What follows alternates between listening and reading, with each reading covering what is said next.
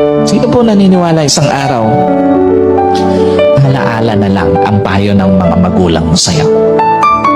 At sino po naniniwala isang araw, yung nanay na kasama mo ngayon, maaaring katabi mo ngayon, yung tatay na kasama mo ngayon, isang araw, aalalahanin mo na lang din.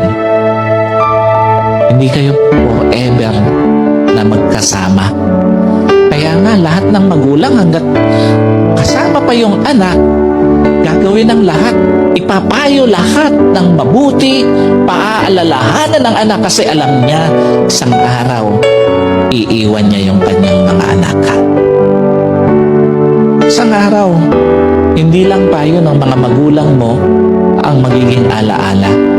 Kahit magulang mo isang araw, magiging alaala na lang sa buhay mo.